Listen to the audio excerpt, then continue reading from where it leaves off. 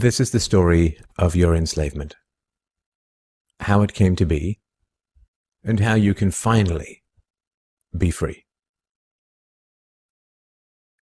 Like all animals, human beings want to dominate and exploit the resources around them. At first, we mostly hunted and fished and ate off the land, but then something magical and terrible happened to our minds.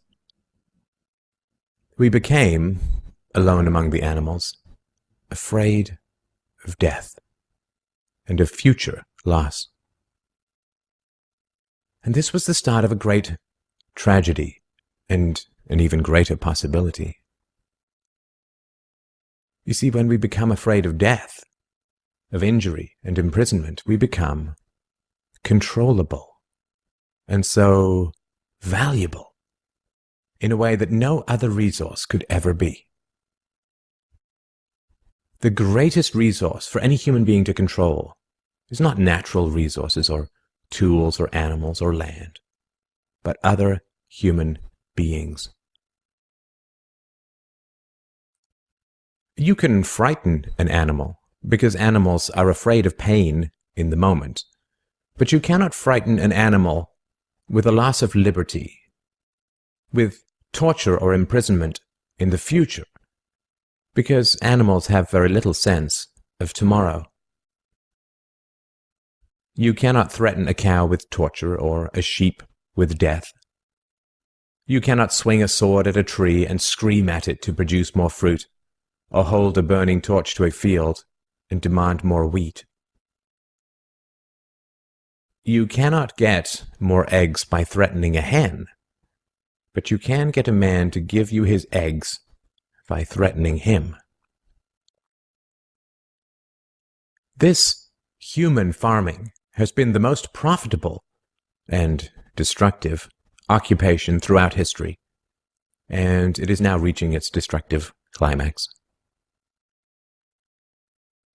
Human society cannot be rationally understood until it is seen for what it is: a series of farms where human farmers own human livestock. Some people get confused because governments provide healthcare and water and education and roads, and thus imagine that there is some benevolence at work. Nothing could be further from the reality. Farmers provide healthcare and irrigation and training to their livestock. Some people get confused because we are allowed certain liberties and thus imagine that our governments protect our freedoms. But farmers plant their crops a certain distance apart to increase their yields, and will allow certain animals larger stalls or fields if it means they will produce more meat and milk.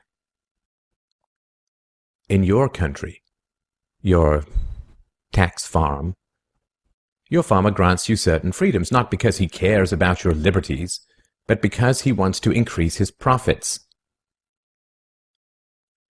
Are you beginning to see the nature of the cage you were born into? There have been 4 major phases of human farming. The first phase in ancient Egypt was direct and brutal human compulsion. Human bodies were controlled, but the creative productivity of the human mind remained beyond the reach of the whip and the brand and the shackles. Slaves remained woefully underproductive and required enormous resources to control. The second phase was the Roman model, wherein slaves were granted some capacity for freedom, ingenuity, and creativity, which raised their productivity.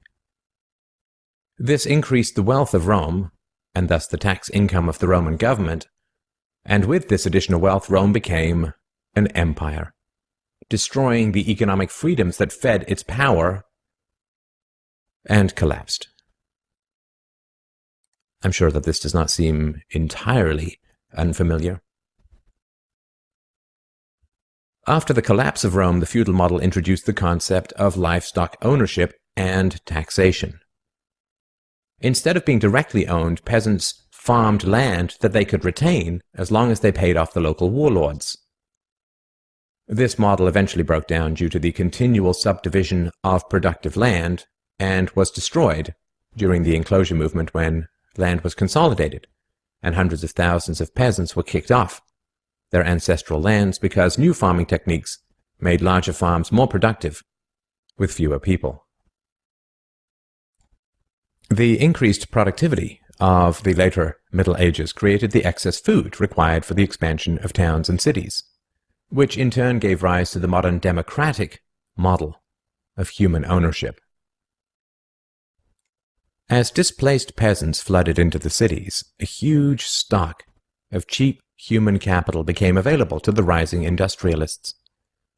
And the ruling class of human farmers quickly realized that they could make more money by letting their livestock choose their own occupations. Under the democratic model, direct slave ownership has been replaced by the mafia model. The mafia rarely owns businesses directly, but rather sends thugs around once a month to steal from the business owners.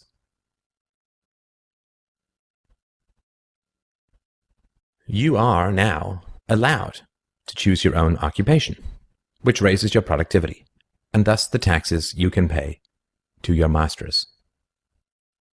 Value this time in your life, kids, because this is the time in your life when you still have your choices. And it goes by so fast. When you're a teenager, you think you can do anything, and you do. Your 20s are a blur. 30s, you raise your family, you make a little money, and you think to yourself, what happened to my 20s? 40s, you grow a little pot belly, you grow another chin.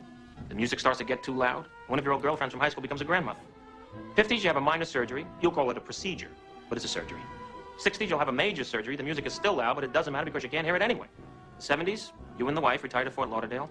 You start eating dinner at 2 o'clock in the afternoon. You have lunch around 10, breakfast the night before. Spend most of your time wandering around malls looking for the ultimate soft yogurt and muttering, how come the kids don't call? How come the kids don't call? The 80s, you'll have a major stroke. You end up battling with some Jamaican nurse who your wife can't stand, but who you call mama. Any questions? Your few freedoms are preserved because they are profitable to your owners. The great challenge of the democratic model is that increases in wealth and freedom threaten the farmers. The ruling classes initially profit from a relatively free market in capital and labor, but as their livestock become more used to their freedoms and growing wealth, they begin to question why they need rulers at all. Well, nobody ever said that human farming was easy. Keeping the taxed livestock securely in the compounds of the ruling classes is a three-phase process. The first is to indoctrinate the young through government, quote, education. As the wealth of democratic countries grew, government schools were universally inflicted in order to control the thoughts and souls of the livestock. The second phase is to turn citizens against each other through the creation of dependent livestock. It is very difficult to rule human beings directly through force, and where it can be achieved, it remains cripplingly underproductive, as can be seen in North Korea. Human beings do not breed well or produce efficiently in direct captivity. But if human beings believe that they are free, then they will produce much more for their farmers. The best way to maintain this illusion of freedom is to put some of the livestock on the payroll of the farmer. Those cows that become dependent on the existing hierarchy will then attack any other cows who point out the violence, hypocrisy, and immorality of human ownership. Officers positioned Grant face first on the floor with one officer near his head, a second near his back, and a third officer standing nearby. There appeared to be a brief struggle. Then, a 2-year veteran BART officer stands, draws his weapon, and fires.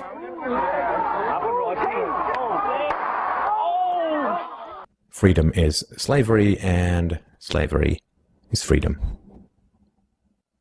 If you can get the cows to attack each other whenever anybody brings up the reality of their situation, then you don't have to spend nearly as much controlling them directly.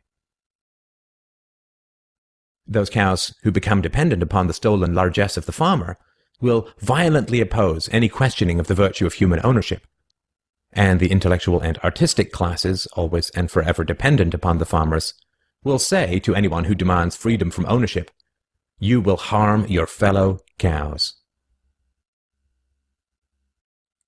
The livestock are thus kept enclosed by shifting the moral responsibility for the destructiveness of a violent system to those who demand real freedom.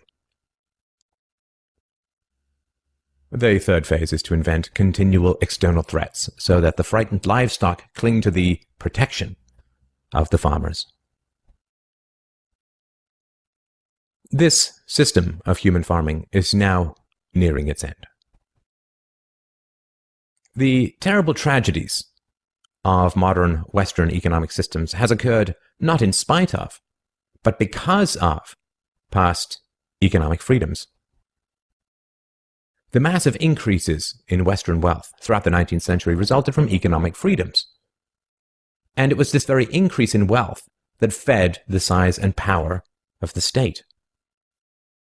Whenever the livestock become exponentially more productive, you get a corresponding increase in the number of farmers and their dependents.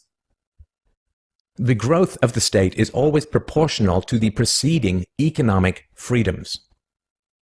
Economic freedoms create wealth, and the wealth attracts more thieves and political parasites, whose greed then destroys the economic freedoms.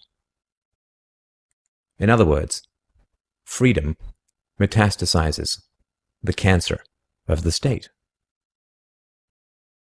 The government that starts off the smallest will always end up the largest.